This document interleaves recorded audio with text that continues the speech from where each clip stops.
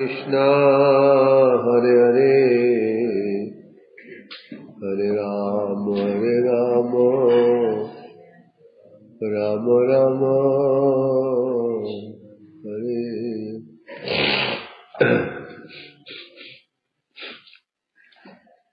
श्री श्रीमद् भागवतम तृतीय स्कंद चल रहा है हमारा पंचम अध्याय और कल श्रवण कर देते हैं श्लोक नंबर अच्छा अभी समाप्त नहीं हुआ है। चतुर्थ अध्याय हमारा चल रहा था, अब यह अध्याय समाप्ति पर ही है।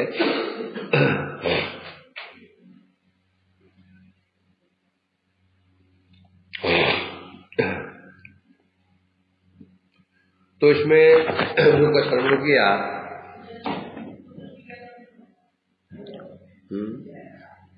उद्धव जी के मुख से कृष्ण की महिमा सुनकर के कृष्ण का प्राकट्य अप्राकट्य उनकी लीलाएं और फिर जितने भी यादव लोग थे उनका देह त्याग या अप्रकट प्रकाश में जाना। न्यास शब्द का क्या था? अप्रकट प्रकाश में स्थित हो जाना है ना। इसको श्रवण करके उद्धव जी विदुर जी क्या हो गया? धैर्य वर्धन, उनका धैर्य च्युत हो गया, प्रेम विह्वल होकर के क्रंदन करने लगे। ये हो चुका था, इसे क्रिया हो गई थी ना। हाँ, अगला श्लोक पढ़ते हैं। कालिंद्या कति विसिद्ध अहो भरतर्षभ प्रापद्यत स्वशरितम यत्र मित्रासुतो मुनि। वहां पर कृष्ण ने कहा था विश्वास नहीं तो धर्म शशा कालिंदी से पूछ लो। कहा था ना, क्या पूछो?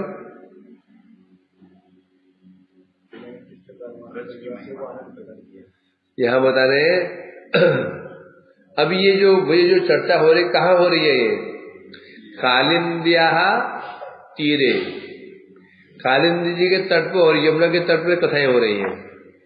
विदुर उद्धव संवाद कहाँ हुआ था? कालिंदी यमुना जी के तट पे है। कति भी सिद्ध अहो भरतर्षभ प्रापद्य स्वशरितुम यत्र मित्रासुत। अब बता रहे हैं हे भरतर्षभ, हे ऋषभ, भरतवंशियों में ऋषभ मने आप श्रेष्ठ हो। हे भरतवंशी पुरुष श्रेष्ठ परीक्षित जी, सूर्य कह रहे हैं। उसके पश्चात महाभागवत विदुर जी उद्धव जी चले गए हैं। कुछ दिन फिर वहां जो महाभागवत विदुर जी थे कुछ दिन वहीं पर ही कालिंदी के तट पर ही उन्होंने निवास किया। यमुना के तट पर ही निवास करते हुए निवास वहां किया। उसके पश्चात प्रापद्यत स्वशरितम यत् मित्रासुतो, उसके बाद चल पड़े और जाते जाते कहाँ पहुंचे? स्वशरितम गंगा जी के तट पर पहुंचे।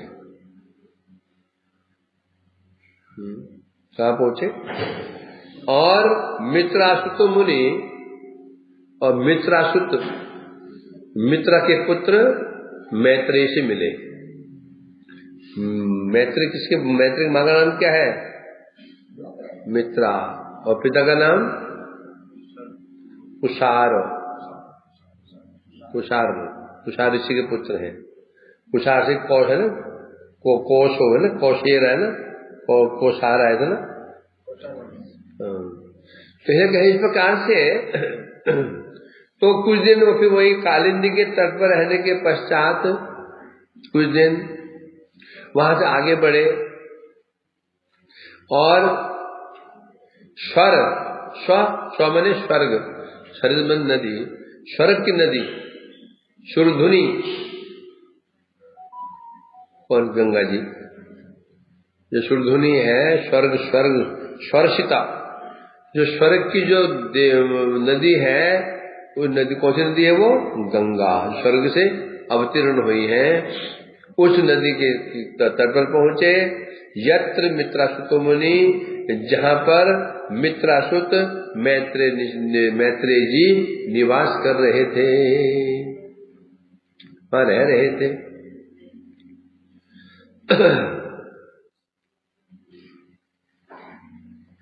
अथा इस प्रकार से इति श्रीमद् भागवते महापुराणे ब्रह्मसूत्र भाष्ये पारमहंस्यां संहितायां वैयासिक्यां तृतीय स्कंदे विदुर उद्धव संवाद चतुर्थो अध्याय। नहीं, अभी इसकी टीका पड़ी हुई है। शब्द कालिंद्या, कालिंद्या तीरे, कालिंदी मतलब कौन? यमुना जी के तट पर कति भी अहो भी, अहो मने दिन, कुछ दिन वही रहने के पश्चात सिद्ध शब्द है, सिद्ध अहो भी भर्तर्षभ, सिद्ध कहने से यहाँ पर है शब्द खाने किस दिन वहां सिद्ध मतलब वहां पर बिताने के पश्चात स्वर सरितम, स्वर गंगा भागीरथी के तट पर उपस्थित हुए, जहाँ मैत्रेय मुनि विराजमान थे। मतलब ये यमुना के तट पर कहाँ ही कथाएं हुई है, इसका कोई विशेष वर्णन नहीं है, मतलब यमुना के तट पर है।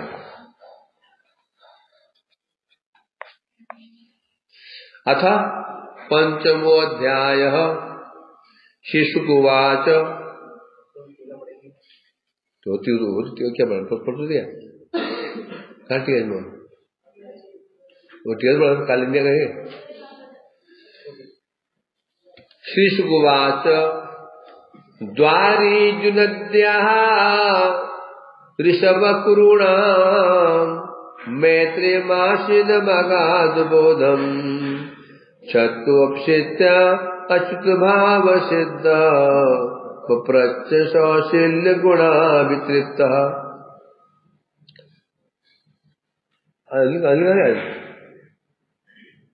क्या तो है क्या फॉलो कर रहे हो? बोला फॉलो रहे अजीब लोग है, बोले आधे पालन करने बड़े उत्कंठित रहते हैं लोग, आगे पालन बड़े उत्कंठित, आधे पालन में उत्कंठित रहते हैं। मतलब वो कहाँ गया? भाग के चले गए उसको बुलाने के लिए। तो पूछा वो कहाँ गए? आज आदि किस हो गए? वो भी गया? ये हद चले जाते हो? बढ़िया, कुछ हमारा खर्चा बचेगा, या खर्चा बचेगा मान लेके आएंगे, या खर्चा बच जाएगा वहां से लेके आएंगे।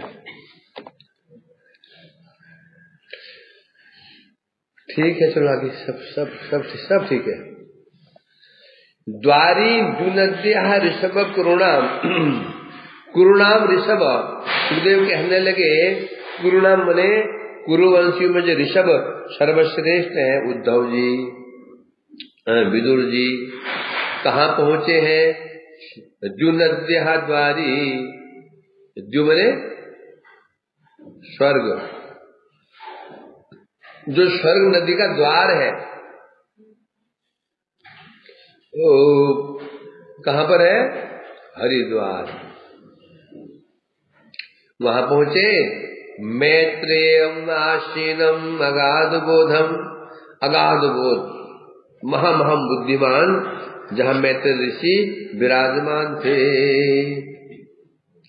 छत्तो अपसृत्य अच्युत भाव सिद्ध है।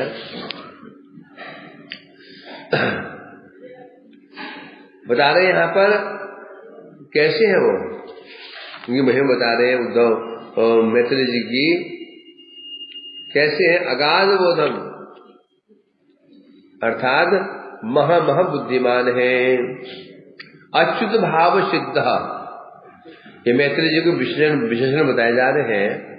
पहले क्या वह उनका अच्युत भाव सिद्ध, अच्युतस्य श्री कृष्णस्य भावेन सिद्ध, जिनका अच्युत भाव सिद्ध अर्थात अच्युत के साथ भाव बने संबंध,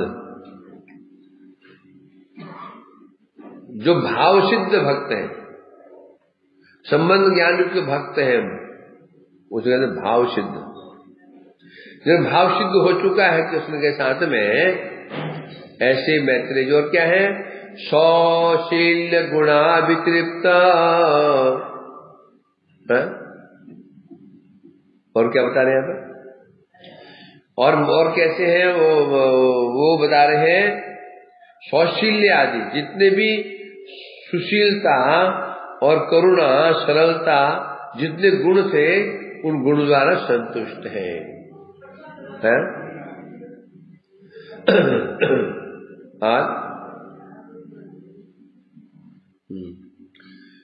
तो ऐसे जो मैत्रेय ऋषि हैं, पहले क्या बताया, अच्युत भाव सिद्ध अर्थात कृष्ण भक्ति में जो निर्मल चित्त है, भाव सिद्ध हो चुका है, साथ में सरलता करुणा आदि गुण संपन्न है जो मैत्रेय ऋषि। तो जो कौरव श्री विदुर जी जब वहां पर पहुंचे हैं और वहां पर विराजमान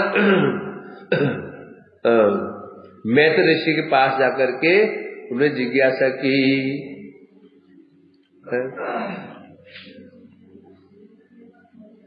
टीका को बता रहे यहाँ पर, यही पंचम अध्याय विदुर सुख दुखात्मक जगदे शिष्ट आदि कथा जिज्ञासा कर ले, तहा प्रत्युत्तरे महामुनि मैत्रेय हरिर स्तुति महदादि तत्व से सृष्टि विषय वर्णन करे। तो इसमें क्या वर्णन है इस अध्याय में, विदुर जी इसमें मैत्रेय से प्रश्न करेंगे, जो जगत दुख और सुखा, जगत कैसा है, दुख सुखात्मक, जगत में दो चीजें हैं, दुख और संसार दुख जलदो। संसार दुख समुद्र है और इस समुद्र में दो ही लहरें हैं। समुद्र में लहरें होती है ना, लहरें होती हैं, कितनी होती, लहरें कितनी होती है, असंख्य लहरें होती हैं, अनगिनत। परंतु संसार समुद्र में दो ही लहरें हैं, एक दुख एक सुख है। हम जब भजन करते हो, साधन भजन करते हो, दो लहरें आती हैं। कभी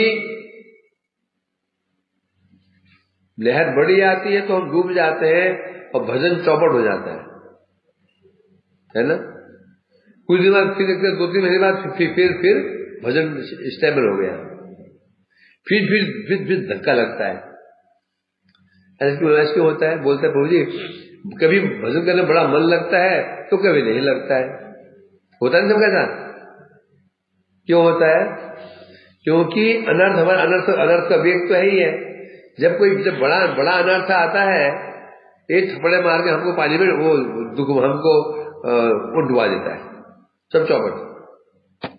जब वो निकल जाता है फिर आता है छोटा सा अनर्थ, फिर ऊपर उठ जाते हैं। तो समुद्र में आते हैं ना, जब बड़ी लहर आती है तो बड़ी लहर आती है हमको डुबा देती है, जब फिर वापस चली जाती है फिर छोटी लहर आती है, आती है, ऐसे होता है। संसार में दो ही लहरें हैं, एक सुख एक दुख। कभी सुख आता है कभी दुख आता है, और दोनों ही बाहर निकलने नहीं देंगे संसार से। लहर छोटी या बड़ी हो समुद्र की तो वो बाहर निकलने नहीं देगी हो, ये बात घुस गए ना। तो दुख हो वो भी संसार में फंसा देगा, और सुख है कि भाई संसार फंसाएगा ही। दोनों लहरें हैं, सुख रूपी लहर में वो संसार में फंसाएगी, निकलने नहीं देगी, और दुख रूपी लहर में संसार निकलने नहीं देगी। तो इन्हें कह रहे संसार क्या है, सुख दुखात्मक है, सुखमय और दुखमय दोनों में। सुखमय तो संभव ही नहीं है, क्यों सुखमय भी नहीं है, क्यों दुखमय भी नहीं है, ये मिश्रित है। अब संसार जो सुखमय क्यों नहीं है, क्यों नहीं है?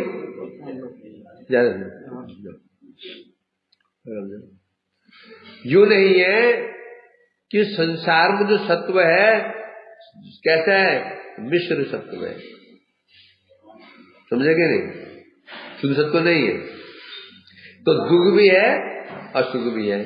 त्रिगुणमय जगत है, रजोगुण भी है, तमोगुण भी है, सत्वगुण, प्रत्येक वस्तु में ये चीजें हैं, इसलिए दुख भी होगा सुख भी होगा। सत्वगुण सुख का प्रतीक हो गया, रजोगुण लोभ का प्रतीक हो गया, तमोगुण मोह का प्रतीक हो गया। चीजें होती है, मोह, लोभ और सुख होता है। कभी हम बहुत सुखी रहते हैं, कभी बहुत लोभ लालच पड़ जाते हैं, लोभ चक्कर पड़ जाते हैं, कभी मोहग्रस्त हो जाते हैं। वो मैंने पड़े हुए आलस्य को पड़े के लंबे पड़े हुए हो, कोई होश ही नहीं है। ये क्या है, तमोगुण प्रतीक है। और ये चाहिए वो चाहिए लगे हुए, ये रजोगुण प्रतीक है। और सुशांत बैठे हैं, सुबह कौन सा होता है, सात्विक प्रवृत्ति होता है। इस समय बहुत लोभ नहीं होता आदमी को। सुबह उठते ही शायद उसे बिस्तर से उठे, किसी से खाने की इच्छा नहीं होती है, होती है? उठने की शांति इच्छा होगी कि मैं जाकर के 250 की थाली खाऊं, 500 थाली खाऊं, होगी? मेरे ख्याल में नहीं होगी। ठीक, आजमाना नहीं होगी। और तो भैंस हो तो रात 12 बजे तो खाती है। गाय भैंस है, रात को 12 बजे ड्यूटी खाना शुरू करते हैं, खाते खाते सोते हैं, उड़ते खाते हैं। परंतु मनुष्यों का भाई मेरा ये होता है, सुबह अभी सुबह उठे ही है, सिर्फ खाने की इच्छा नहीं होती, बढ़िया और झगड़ा करने की इच्छा होती है। बोले सुबह बाद में सुबह दिमाग खराब मत कर। एक क्रोधी व्यक्ति भी सुबह शांति का कारण क्या है, वो समय शास्त्र से स्वाभाविक रूप में होता है। जब दिन पर दिन चढ़ने लगता है, अब लोभ बढ़ता है खाने का, है गोविंदा में चला जाऊं, गोपाला में चले जाऊं, और कहां पे ये खा लूं वो खा लूं, है कि नहीं? तो संसार दुख सुखमय है। विदुर जी पूछ रहे हैं ये तो इस प्रकार से बता रहे हैं ये सृष्टि कैसी है, दुख सुखमय सृष्टि है। इसके विषय में प्रश्न पूछा विदुर जी ने मैत्रेय जी से। इसके उत्तर में महामुनि मैत्रेय जी भगवान की स्तुति करते हुए तब उन्होंने सब तत्व के विषय में उनको वर्णन किया। भगवान की स्तुति करने के पश्चात विदुर जी को प्रश्न उत्तर देते हुए कहने लगे, 4वें अध्याय भंगिकर में अंगी आश्रय स्थिति वर्णन, 4 अध्यायों में उन्हें भगवान की स्थिति का वर्णन किया है। और 4 अंग सृष्टि उक्त हो ले। अब यहां बता रहे हैं, अब परंतु जो सृष्टि विषय था यहाँ पर संक्षेप में बोलेंगे, यहाँ पे क्यों विस्तार में हो चुका है ना, विस्तार नहीं बोलेंगे। अब श्लोक में आया था द्युनद्य द्वारी, द्यु मने स्वर्ग लोक, द्यु स्वरूप कहते हैं। द्युनद्य द्वारी, स्वर्गीय नदी कौन है? गंगा जी स्वर्ग नदी है। द्वारी, गंगा जी का द्वार कौन सा है? बोल हरिद्वार है। गज प्राकट्य हुई है, यद्यपि वो गोमुख है, क्या नाम है, गंगोत्री है, तो ये हरिद्वार बोल देंगे, हरिद्वार। वहां पहुंचे हैं आशीनम, और मैत्री जी का दर्शन किया। मैत्री जी कैसे हैं? आशीनम अर्थात स्थिर भाव ही उपविष्ट, आसीन है। आसीन में होता है बैठना, शांत होकर बैठना, तो इधर भागना उधर भागना नहीं। तात्पर्य ये होगा कैसे बैठे हैं?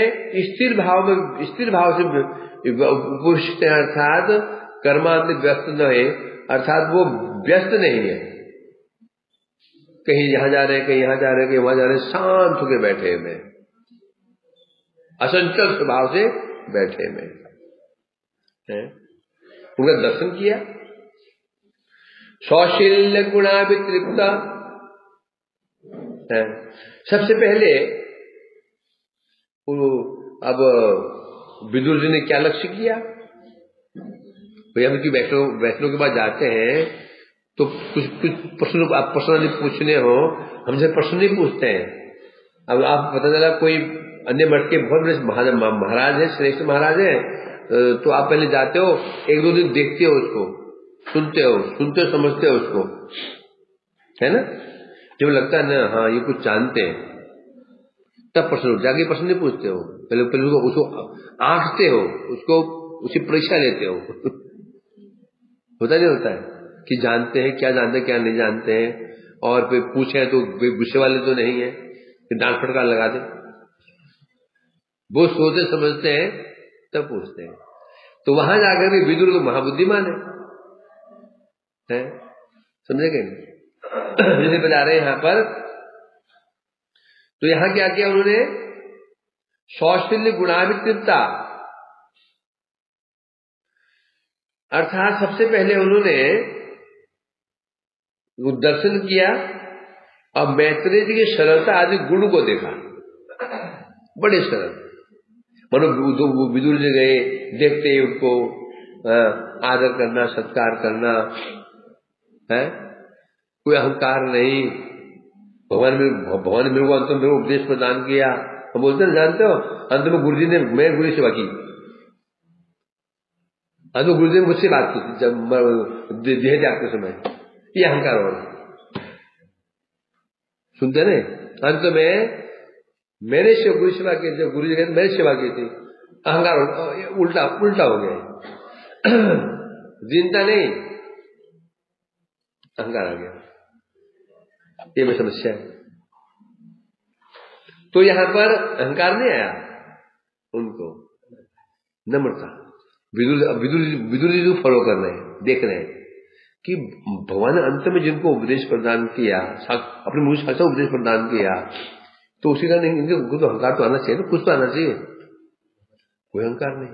मैं गया मेरे को वैसे मिलना, प्रणाम आदि करना, बिल्कुल सरल भाव से बातचीत करना, इन्हें बता रहे हैं। तो क्या होगा? गुणाभितृप्ता, अर्थात मैत्रेय जी की सरलता, करुणा आदि गुणों से विदुर जी संतुष्ट हुए। जब तक हम संतुष्ट प्रश्न कैसे कर सकते हैं? आप किसी प्रश्न पूछने के लिए पहले आप संतुष्ट होंगे ना, उसे संतुष्ट हो जाएंगे आप, तो प्रश्न पूछोगे ना, अब विश्वास हो जाएगा। ये संतुष्ट मैंने अब वो विश्वास हो जाएगा, ये व्यक्ति परफेक्ट है, मेरे समाधान यहां हो जाएगा। तो बड़े संतुष्ट, जब गुरु को देखा वो तृप्त हो गए, विदुर जी प्रसन्न हो गए।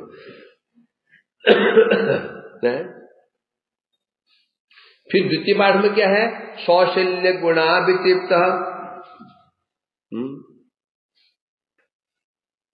अब क्या हुआ? विदुरे सौशील्य गुणे द्वारा संतुष्ट मैत्रेय के। अब यहां पर क्या हुआ? पहले तो मैत्रेय के गुण से संतुष्ट हुए विदुर जी, फिर विदुर जी की जो दीनता थी, सुशील सौम्य भाव था, सुशीलता थी, इसको देख करके मैत्रेय प्रसन्न हो गए। दोनों होना पड़ेगा जो गुरु और शिष्य दोनों, गुरु प्रसन्न हो, शिष्य प्रसन्न हो गुरु से, शिष्य संतुष्ट हो गुरु से, गुरु संतुष्ट हो शिष्य से। शिष्य संतुष्ट में हो गया, गुरु मेरा गुरु योग्य है, और गुरु संतुष्ट क्यों होगा, ये मेरा शिष्य योग्य है, जो मैं इसको बताऊंगा ये योग्य है, मुझे जो मेरा अपनी संपत्ति है जो मैंने अर्जन किया मैं इसको दे सकता हूं। और शिष्य संतुष्ट होगा गुरु के ऊपर कि गुरु योग्य है कि मेरा कल्याण कर सकता है। तो विदुर जी संतुष्ट हुए मैत्रेय के कारुण्य आदि गुण को देख करके, और मैत्रेय संतुष्ट हुए विदुर जी के सुशीलता, नम्रता है, ये बता रहे यहां पर।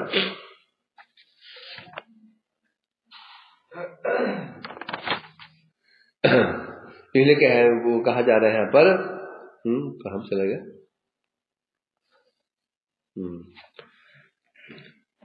तथ्य है।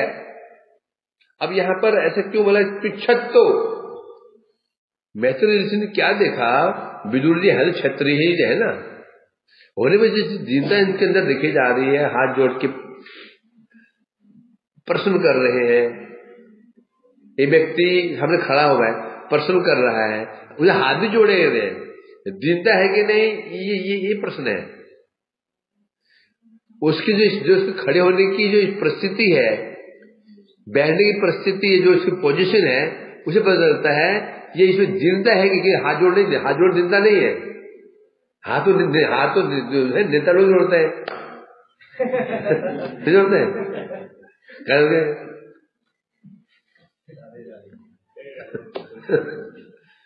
हाथ जोड़ता है। अब हाथ जोड़ना ये भी होता है, मेरा पिंड छोड़ो, पिंड छोड़ो, ये भी होता है कि नहीं। अब क्या, पर वो चेहरे भाव होते ना, क्योंकि ये समझ ऋषि मुनि शामिल लोग नहीं है। ये कौन है, इंगितज्ञ आए कि कहीं इंगितज्ञ आए सब कहीं, इंगितज्ञ है वो। अब इंगित से समझ जाते हैं कौन व्यक्ति कैसा है। तो दोनों ही असाधारण है, क्योंकि बिना योग्यता हुए समझ नहीं सकते हैं। विदुर जी योग्य नहीं हो, शिष्य योग्य नहीं हो, गुरु को नहीं पहचान पाएगा, गुरु योग्य नहीं तो शिष्य को नहीं पहचान पाएगा। ये बड़ी समस्या है। शिष्य योग्य नहीं है, सदगुरु को पहचान नहीं पाएगा, गुरु सद नहीं है, शिष्य को नहीं पहचान पाएगा। सद शिष्य होते हुए भी उसका अपमान कर देगा, उसको समझ नहीं पाएगा। विचित्र बात है। गुरु जी तो शिष्य को पहचान, क्या बता रहा हूं मैं, जो सदगुरु, जो गुरु योग्य नहीं हो, सद शिष्य को समझ नहीं पाएगा। जो कपटी शिष्य को अपने पास में रखेगा, जो सद है समझ नहीं पाएगा। सद जो शिष्य सद नहीं है, वो गुरु को नहीं पहचान पाएगा, गुरु की करुणा को पहचान नहीं पाएगा, गुरु की करुणा को समझ नहीं पाएगा। वो बल्कि उनको अपने अपोजिट मान करके प्रताप भी कर सकता है। ये वर्ण है, ये शिष्य गुरु को वर्ण करता है, गुरु स्वयं वर्ण करता है, सामान्य बात नहीं है। प्रथम स्टेज यही है। इस समय यदि गलती हो गई भुगतो भाई, ये फाउंडेशन है गुरु से संबंध। शिष्य गुरु को पूर्ण विश्वास हो जाए, गुरु शिष्य को पूर्ण विश्वास हो जाए तो काम हो गया। यदि एक के अंदर कमी रही, एक में कमी रही, गाड़ी चलेगी नहीं। ये बता रहे हैं, दोनों को ही संतुष्ट है। अब यहां बता रहे हैं तथ्य में, जू नदी मतलब गंगा, हरिद्वार। ये चक्रवर्ती जी कह रहे हैं ये कथा, ये हरिद्वार, ये जो प्रसंग हुआ था विदुर मैत्री संवाद हरिद्वार में हुआ था, और उद्धव विदुर संवाद कालिंदी के तट पर हुआ था। कालिंदी के अंदर स्पष्ट नाम यमुना तो कहाँ पर वो स्पष्ट नहीं है, तो हरिद्वार के आसपास ही होना चाहिए। यमुना जी कहाँ प्रवाहित होती है?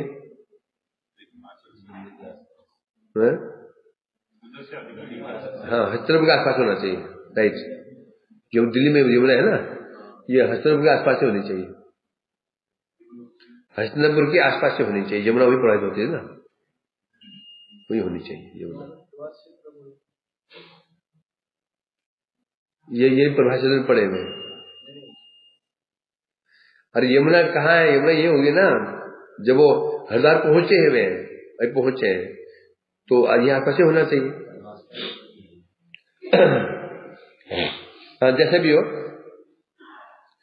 तो मैत्रेय जी के आर्जव आदि गुणावली, करुणा आदि तृप्ति विदुर जी ने क्या देखा? क्या देखा? आर्जवम, आर्जव आदि, आर्जव बने, आर्जव कैसे कहते हैं? सरलता। आर्जव कैसे बना? रिजु। वक्र 3 रेखाएं होती हैं, एक सरल रेखा होती है, एक रिजु रेखा होती है। रिजु बने वक्र रेखा, एक होता है एक वक्र रेखा, एक होते है सरल बने आर्जव, है ना, वो पढ़ते ज्योमेट्री पढ़ते थे रेखा गणित में।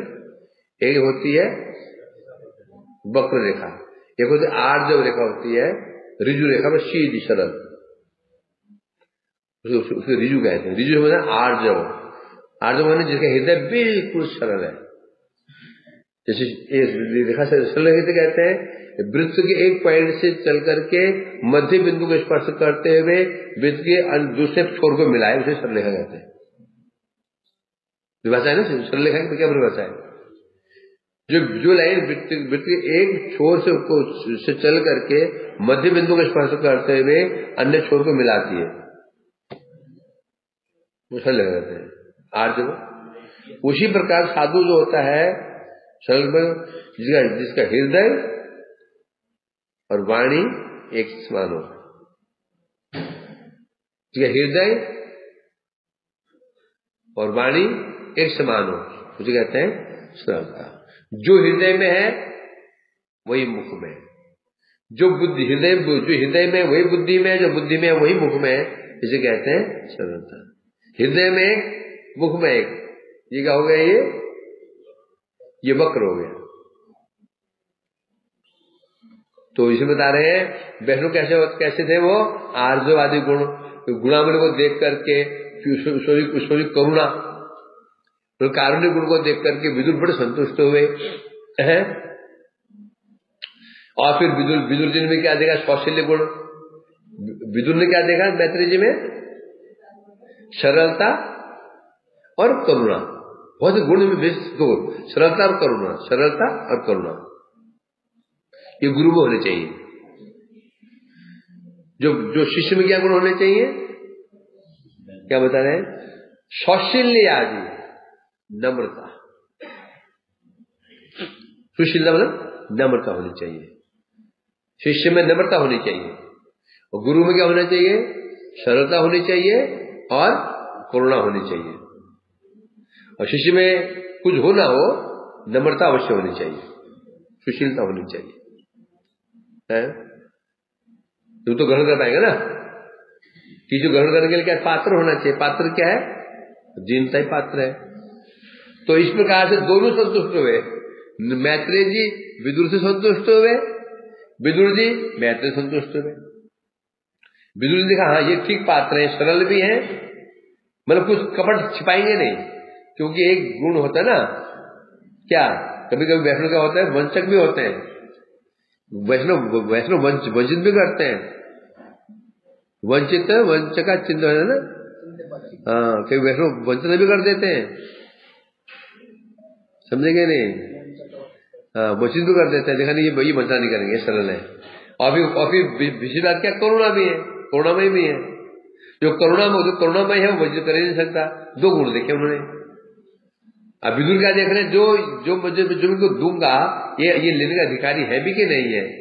बोला हाँ। क्यों? क्या अधिकारी है? दीनता है, दैन्य है, नम्रता है, ले लेंगे। तो दोनों की जोड़ी जमी। श्री विदुरवाच, ये कौन कह रहा है? शिवजी गोस्वामी कह रहे हैं। ये कौन से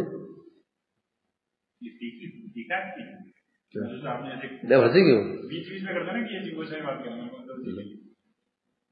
अच्छा, वो आज आप उसी को पूरी कर रहे क्या? वृंदावन की पूरी करनी चाहिए।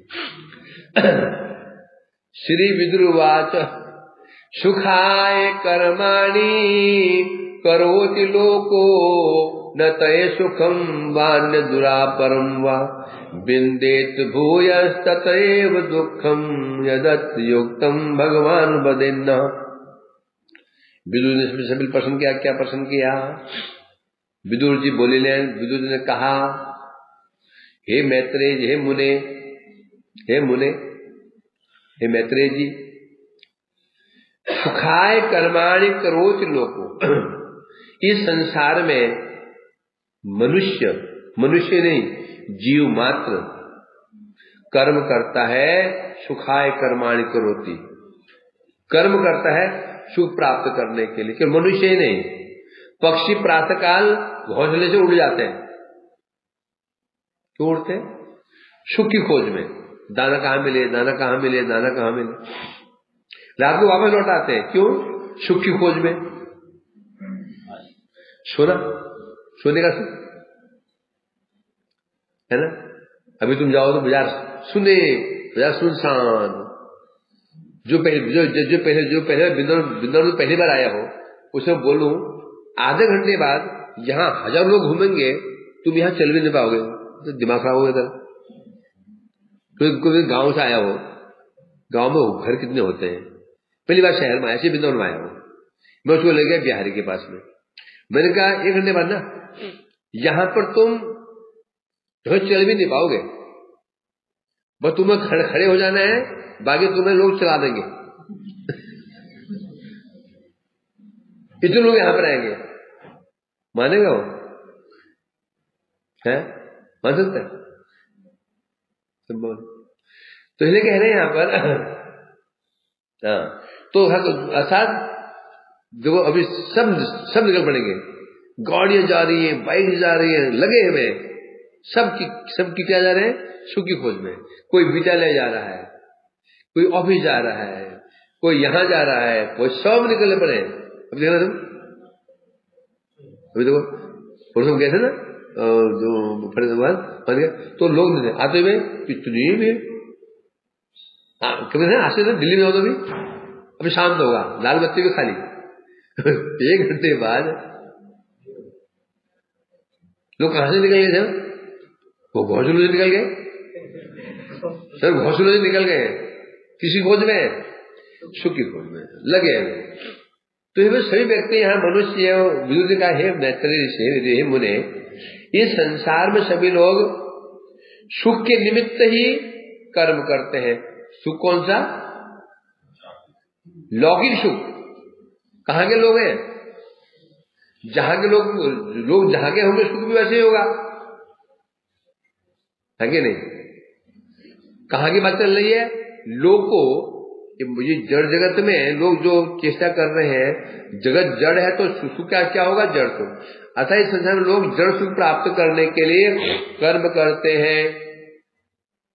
न तय सुखम वा न दुरापरम वा, परंतु होता क्या है? चेष्टा करने के बाद भी न दुखम दुरापरम, उनका दुख दूर नहीं हो पाता है। चेष्टा करते हैं सुख दुख दूर हो जाए, दुख दूर हो जाए, दुख दूर हो जाए, सुख प्राप्त हो। सुख तो क्या मिलेगा उनको? सुख तो मिल नहीं पाता और दुखी दूर नहीं होता है। कह रहे हैं यहाँ पर नहीं, अर्थात उनकी जो दुख की निवृत्ति नहीं हो पाती है, उल्टा बिंदे भूयः ततेव दुखम, कर्म कर सुख प्राप्त करने के लिए भूय बने फिर से उन्हें दुखी प्राप्त होता है। दुख दूर करने के लिए एक कर्म किया है ना। अब तुम्हें लोग को भजन साधन में समस्या आ रही है। है ना, कुछ जाकर आपके हो गया, एक दुख दूर किया, वही हो गया ना वो गीता का संसार। बोले मठ में रोटियां ठंडी ठंडी मिलती है, मजा नहीं आया। गृह से घर में गया, फुल्कियां गर्म फुल्कियां खा के आ गया, फुल्कियां गर्मा गर्म भाप निकल रही थी, भाप हाथ जल गया उसको, अगर खा रहा बीज खा गया। तो मठ में दूर रोटी नहीं खाई जाती है, उधर अच्छा हट के इसका तो गर्म रहती है, तो वो भी भाप से छिल जाती है। चलो बढ़िया रोटी खाएंगे, और कपड़े सब शादी कर ली दुख दूर करने के लिए। तो वो दुख तो क्या दूर होगा, गले में ढोल बांध लिया और बताओ उसको भी, बस। यहाँ केवल दो रोटी, 5 रुपए की रोटी महंगी पड़ जाती है कि नहीं, ये स्थिति है। तो इसलिए कह रहे हैं यहां पर, तो व्यक्ति बेचारा कर्म करना सुख प्राप्त करने के लिए, वो सुख क्या प्राप्त होगा, जो कर्म करता उसे एक दुख पर दूसरा दुख। धन नहीं था, बड़ी चीज धन प्राप्त हो गया, वो सुख क्या दूर होगा, एक चिंता और सिर बैठ गई कि चोरी ना हो जाए। पैसा नहीं था तो शांति से, पैसा होते घर में कलह शुरू हो गया, आपस में ईसा द्वेष बन गया, हो गया। होता नहीं होता संसार में ऐसा ही है। कर्माणि आरम्भाणानाम दुख हत्ते सुखाय च पश्चेत पाक विपर्यांश विपरीचार्य निर्णाम। आगे व्यक्ति संसार में कर्म करता है, उद्देश्य क्या है, मेरे दुख दूर हो जाए, सुख प्राप्त हो, ये तो होता है ना, मेरे दुख दूर हो जाए और सुख मिले मेरे को, ये तो होता है। नौकरी क्यों करता है, पैसे नहीं है, दुख है, नौकरी का पैसा आएगा, दुख दूर हो जाएगा और सुख मिलेगा, है ना। परंतु होता क्या है, पश्चेत पाक विपर्यांश में सुनी चाहने, परंतु होता क्या है, ये व्यक्ति संसार में सामने क्या बाद में क्या दिखता है, नहीं, दुख तो क्या दूर होगा, उल्टा हो जाता है। सुख तो क्या मिलेगा, एक दुख तो पहले से था, उसमें एक दुख और आ गया, बस हो गया ना, है कि नहीं। तो यहाँ ये बात बता रहे हैं, इसलिए अतः बिंदे भूयः तथा दुखम, दुख दूर करने के लिए चेष्टा कर्म कर रहा था, उल्टा क्या हुआ, दुख ही बढ़ गया,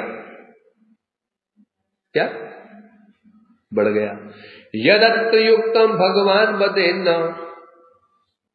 आप भगवान हैं, भगवान को बोल रहे हैं यहां पर, अर्थात आप सर्वज्ञ हैं, सब जानते हैं, ऐसा क्यों होता है, जगत की स्थिति क्या है, ऐसे व्यक्ति से सुख दुख की चक्की में क्यों पिस रहा है,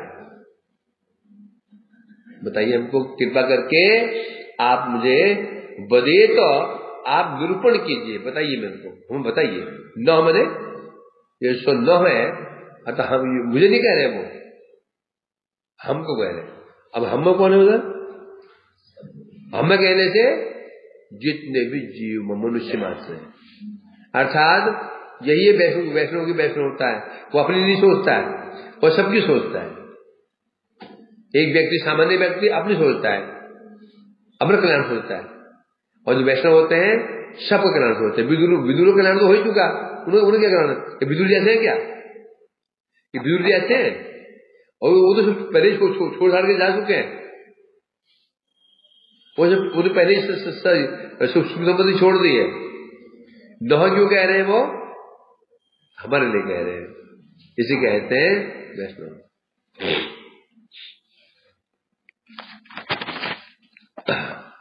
टीका में कह रहे हैं, एखाने भगवान उपदिष्ट रहस्य ज्ञान उद्धव है प्राप्त हो, या निजे से विशेष योग्यता विवेचना पूर्वक अत्यंत निर्विन्न भैया विदुर मने मने परामर्श कर। भगवान ने जो उद्धव जी को संदेश दिया था विदुर जी के लिए, तो उद्धव जी से उस ज्ञान को प्राप्त किया। फिर अब उस जो ज्ञान उद्धव जी ने दिया था विदुर जी को, फिर उन्होंने विचार किया अयोग्यता विवेचना पूर्वक कि उद्धव ने जो मेरे को ज्ञान दिया मैं उसके लिए योग्य नहीं हूं, मैं अयोग्य हूं, है ना। प्रश्न क्यों पूछ रहे हैं वो? प्रश्न तो ही पूछ रहे कि मैं संतुष्ट नहीं होता तो, क्योंकि उद्धव ने स्पष्ट कहा था मैं विस्तार रूप में तुम्हें कुछ नहीं कह सकता, मैं तो केवल आपको संदेश देना समझ हो गया। बाकी जो आपके जो प्रश्न उत्तर है उसका उत्तर कौन देंगे? मैत्री ऋषि। तो उद्धव से ज्ञान प्राप्त करके उस विषय में अपनी अयोग्यता का विचार करके निर्विन्न हो गए। निर्विन्न हो गया था, कुछ दुख से हो गए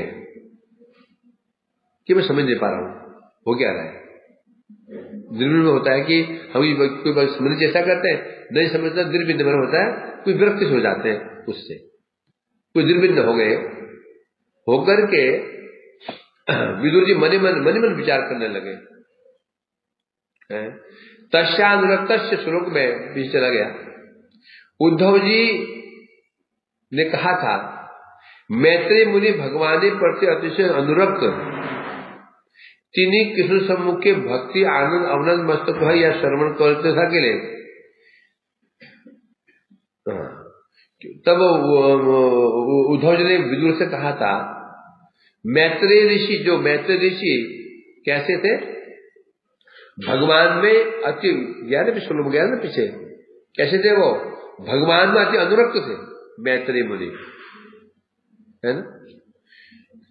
कृष्ण के सम्मुख भक्ति अवनत, उन्होंने कृष्ण के सामने अवनत सिर झुका करके और नतमस्तक होकर के कृष्ण के सामने कृष्ण के मुख से भक्ति आनंद के विषय में श्रवण किया। भगवान ने मैत्रेय को जो उपदेश दिया था, उपदेश भाषण किसको दिया था? उद्धव। तो कहा था ना कि मैत्रेय के सामने मुझसे कहा,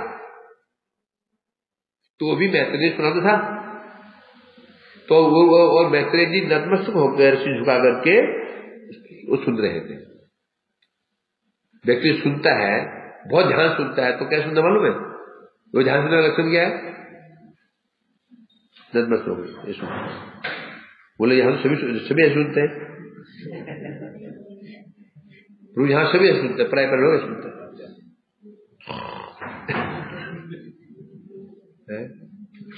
अर्थात जो श्रवण किया था उन्होंने, तो उनके सामने भगवान मुकुंद कृष्ण ने अनुराग और हास्ययुक्त अवलोकन के द्वारा अमर शांति दूर करते बोलिले। अर्थात घुमा फिरा इसमें कहता हूँ, उद्धव जी कह रहे हैं जब मैं बैठा था, मैत्रेय बैठे थे और मेरा चित्त बहुत विचलित था। ये चला गया ना, ये विचलित था। क्यों विचलित था? दो कारण से। एक, यादव का संहार और भगवान का सुधाम गमन, ये दो चित्त विचलित था। तो मेरे मन को शांत करने के लिए उस समय भगवान ने अपने मुख से क्या कहते हैं, मेरे प्रति अनुराग पूर्वक और मुस्कुराते हुए मेरी समस्या को दूर करते हुए कहा था। और वहां मैत्रेय बैठे थे। पहले उन्होंने मैत्रेय की महिमा क्या बताई? मैत्रेय जी भगवान अत्यंत अनुरक्त थे। बल्कि मतलब मैत्रेय भगवान में अति अनुरक्त थे। अब बात है ना, अटपट नहीं लग रही? बता रहे हैं मैत्रेय भगवान में अति अनुरक्त थे, फिर ये बता रहे हैं मेरी शंका दूर करने के लिए मुझसे कहा। तो अभी जरूर क्या बोलने की मैत्रेय जी मैत्रेय अनुरक्त थे? जब अपनी महिमा दिखानी वहां पे, तो उनकी बोले मैत्री भगवान में अति अनुरक्त थे। क्यों बोला?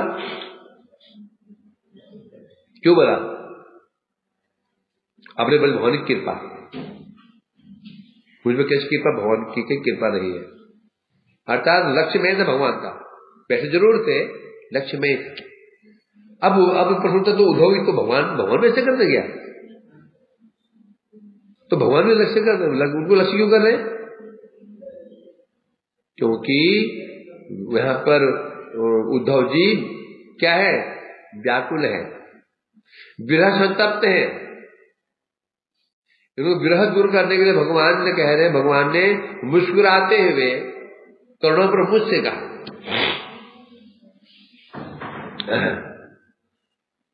दिखाने परम अंतरंग स्वभक्त चूड़ामणि उद्धव के भगवान रहस्य उपदेश को रचलेन। यहां पर बता रहे हैं, यद्यपि मैत्रेय ऋषि में बैठे थे, तथापि भगवान का जो लक्ष्य था, वो लक्ष्य कौन थे?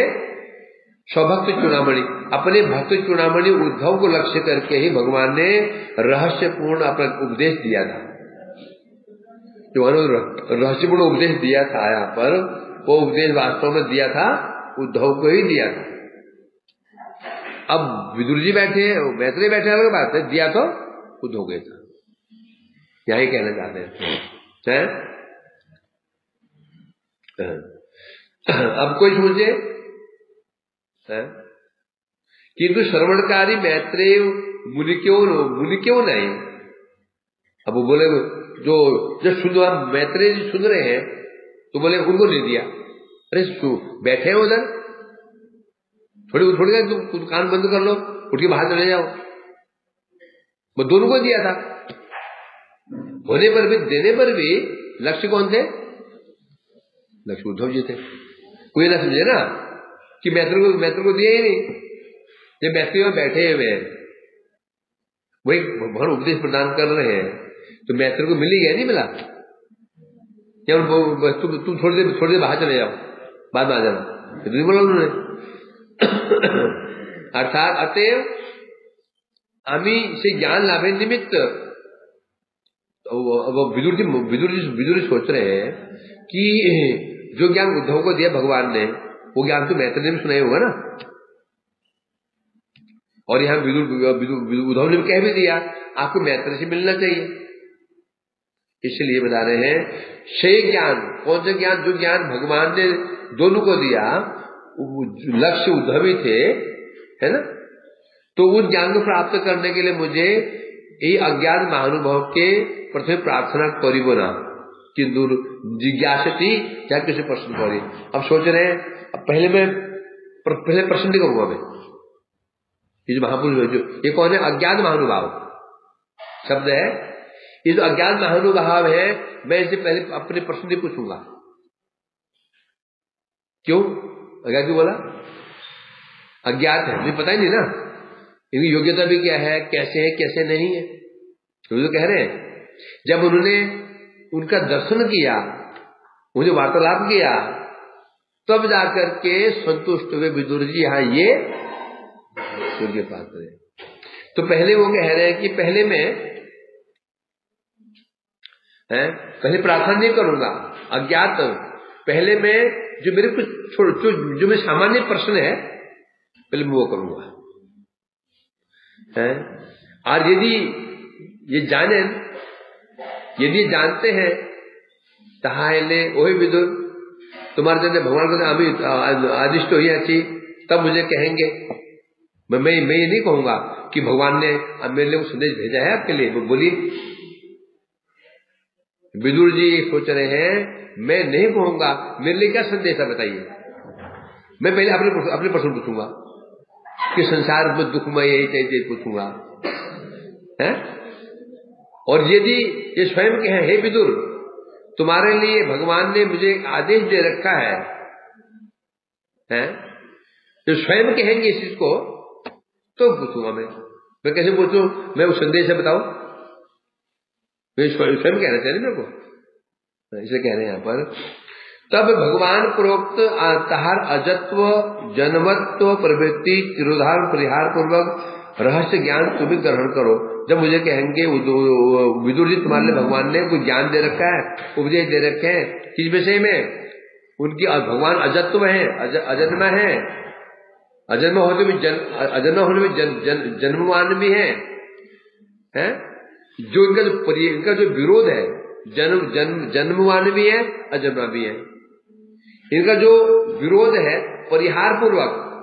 रहस्य ज्ञान क्या है? ज्ञान रहस्य में ज्ञान क्या है? दोनों विरोधी चीजें एक साथ विराजमान है। कैसे? रहस्य उसे कहते हैं जो सबके समक्ष प्रकाशित नहीं होता, है ना। अजस्य उत्पन्न जगत उत्पन्न नाशनाय कर्माणि सनातन हो रहा है। हाँ, कर्माणि अकर्तु है, अकर्ता है, कर्म कर रहे हैं, अजन्म है, जन्म हो रहा है। तो यही रहस्य ज्ञान क्या है? दोनों चीजें संभव कैसे हैं, जो रहस्य ज्ञान कहते हैं। तो जब मुझे कहेंगे देखो उद्धव जी, विदुर जी, भगवान ने मेरे लिए तुम्हारे लिए ज्ञान दे रखा है और ज्ञान तुम मुझसे ग्रहण करो, जब स्वयं कहेंगे तब मैं बोलूंगा। अभी नहीं पूछूंगा मैं इसको। मैं अभी तो क्या पूछ रहे हो? क्या पूछा उन्होंने? हे मैत्रेय जी, तो सामान्य प्रश्न होता है, लोग पूछते हैं ना, साधु क्या पूछते हैं कि दुख क्यों मिल रहा है, सुख क्यों मिल रहा है, ये प्रश्न पूछते सीधा हो कि लोग साधारण दुखी क्यों है, दुख सुख जो है क्या है, ये पूछ रहे हैं। नहीं पूछा उन्होंने कि मिलने क्या संदेश है।